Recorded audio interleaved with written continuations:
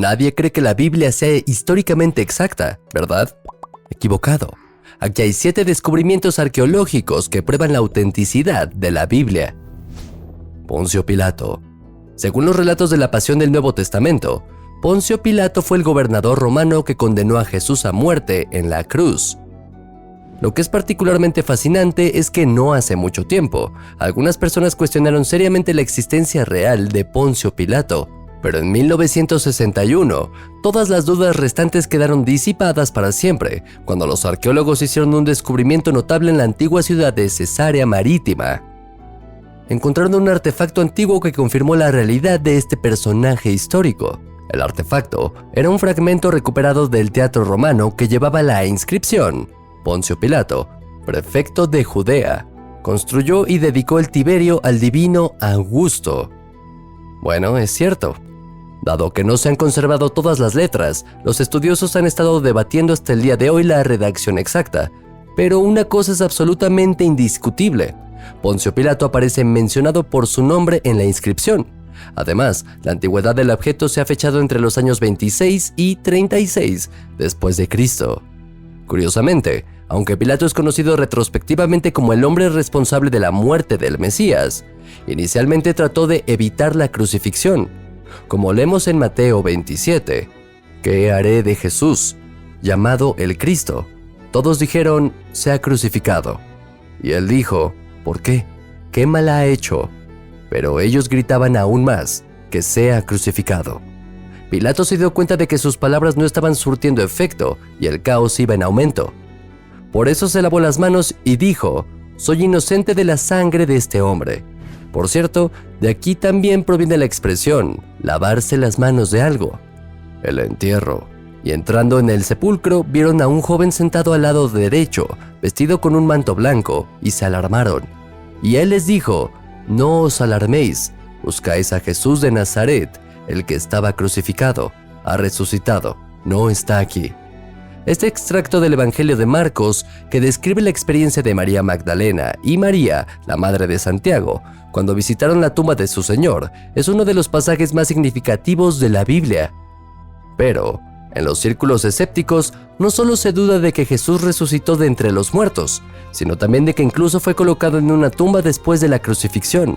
El trasfondo, dado que el Mesías fue ejecutado oficialmente como un criminal, su cuerpo probablemente fue enterrado en una tumba poco profunda o incluso arrojada a los perros como comida. Sin embargo, un descubrimiento innovador realizado en 1968 en el noreste de Jerusalén demuestra que las víctimas de la crucifixión efectivamente recibieron un entierro honorable. En ese momento, una empresa constructora encontró inesperadamente un antiguo cementerio que contenía los restos de unas 35 personas. Esto incluía los huesos de un hombre llamado Jehohanan, que tenía entre 24 y 28 años en el momento de su muerte, y que estaba claramente crucificado.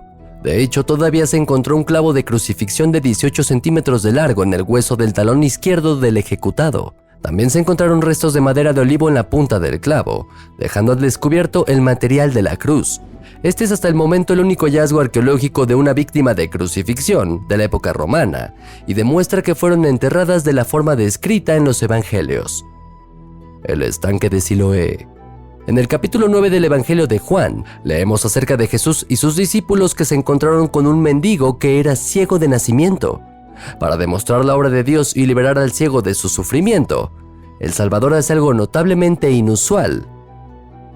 Escupe en el suelo, hace barro con él y lo unta sobre los ojos del ciego.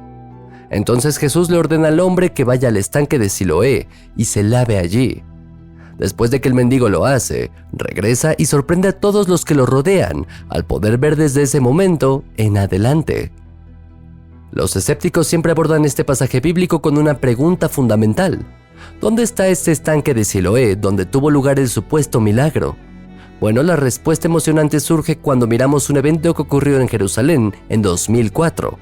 En ese momento, los trabajadores de la construcción estaban ocupados excavando el suelo para reparar una gran tubería de drenaje, pero mientras los hombres cavaban en la tierra, de repente se encontraron con algo muy peculiar: varios grandes escalones de piedra. Esto llevó a los trabajadores a llamar a los arqueólogos Ronnie Rick y Eli Shukran, quienes se hicieron cargo de la situación. Junto con otros expertos descubrieron todo el sitio y finalmente revelaron una cuenca de 70 metros de largo. Pero, ¿cómo sabemos que este es efectivamente el estanque de Siloé? Los investigadores señalan a este respecto dos circunstancias. En primer lugar, el descubrimiento se realizó en la ciudad de David junto al monte del templo, tal como está escrito en la Biblia. Además, en el yeso de la palangama se encontraron monedas que datan de los años anteriores y posteriores a Jesús. Según los hallazgos de los arqueólogos, prácticamente no hay duda de que estemos ante el estanque de Siloé descrito en Juan 9. Erasto. En Romanos 16, capítulo 23, leemos: Os saluda Gayo, que me ha hospedado a mí y a toda la iglesia. Os saluda Erasto, el tesorero de la ciudad, y nuestro hermano Cuarto. Aunque el nombre Erasto aparece solo unas pocas veces en la Biblia, se cree que fue una de las 72 personas enviadas por Jesús en Lucas 10. En este sentido, hay un descubrimiento emocionante registrado en 1929 en el área del Teatro del Corinto. Los arqueólogos encontraron una inscripción que mencionaban a un edil, un funcionario romano de bajo rango llamado Erasto. En general se cree que las raíces de este artefacto se remontan a mediados del siglo I después de Cristo, alineándose con el periodo de las cartas del Nuevo Testamento. Inscripción del Tel Dan. La mayoría de los eruditos bíblicos probablemente estarían de acuerdo en que la inscripción del Tel Dan representa el descubrimiento arqueológico más significativo en el contexto de las Sagradas Escrituras. ¿Y por qué es eso? A principios de la década de 1990, los investigadores desenterraron 3 fragmentos de estelas antiguas en el área de la antigua ciudad de Dan. La inscripción, escrita en hebreo antiguo, se remonta al siglo 9 u 8 a.C. Aunque no se pudo reconstruir el nombre del autor a partir de los pasajes conservados, la conclusión convincente sugiere que estamos tratando con un rey de Damasco, específicamente Hazael o su hijo Bar-Hadad. Lo que hizo que la estela fuera verdaderamente excepcional fue la mención de la casa de David inscrita en ella. En consecuencia, este es el primer artefacto arqueológico jamás encontrado que da fe de la existencia del gobernante bíblico. Si bien los expertos pueden tener opiniones diferentes sobre la identidad exacta del rey mencionado, la inscripción del Tel Dan ocupa un lugar extraordinario dentro de la arqueología bíblica. El decreto de Nazaret. ¿Qué hicieron realmente los romanos cuando descubrieron que la tumba de Jesucristo estaba repentinamente vacía? Bueno, para encontrar la respuesta a esta pregunta, deberíamos mirar el capítulo 28 del Evangelio de Mateo. Escrito en los versículos 12 y 13, y cuando ellos, refiriéndose a los principales sacerdotes, se reunieron con los ancianos y consultaron, dieron una gran suma de dinero a los soldados diciendo: dígales que sus discípulos vinieron de noche, y se lo robé mientras dormíamos. Este pasaje de la Biblia se alinea con el núcleo del llamado Decreto de Nazaret. Descubierto en 1878, el decreto del emperador romano Claudio establece que cualquiera que entre en una tumba o robe un cadáver será castigado con la muerte. Por lo tanto, el decreto puede interpretarse como una reacción a la desaparición del cuerpo de Jesucristo. Dado que el robo de tumbas se consideraba un delito capital y se castigaba severamente, es muy poco probable que los discípulos, que ya estaban asustados, se hubieran atrevido a cometer tal acto, según los eruditos bíblicos. El barco de Jesús. Incluso una breve mirada en el capítulo 4 del Evangelio de Marcos es suficiente para comprender que la fe de Jesucristo fue inquebrantable. En cierto momento, el Hijo de Dios estaba con sus discípulos en un barco en el mar cuando se levantó una fuerte tormenta. A medida que las olas se hicieron más fuertes y el barco estuvo en peligro de hundirse, los seguidores de Jesús entraron en pánico, mientras el propio Mesías permanecía tranquilamente dormido en la parte trasera del barco. Después de que los discípulos despertaron a Jesús, él reprendió la tormenta y ordenó al mar que se calmara. Inmediatamente cesó el viento, y Jesús dijo a sus seguidores: ¿por qué tenéis tanto miedo? ¿Aún no tenéis fe? Pero ¿cómo sabemos que los detalles del calmado de la tormenta son históricamente precisos? Para entender esto, debemos retroceder la rueda del tiempo hasta el año 1986. Esto nos lleva a una época en la que Israel sufría una grave sequía. Cuando las aguas del mar de Galilea retrocedieron, 2 pescadores locales descubrieron un objeto único en el barro, un barco notablemente bien conservado de la época de Jesús.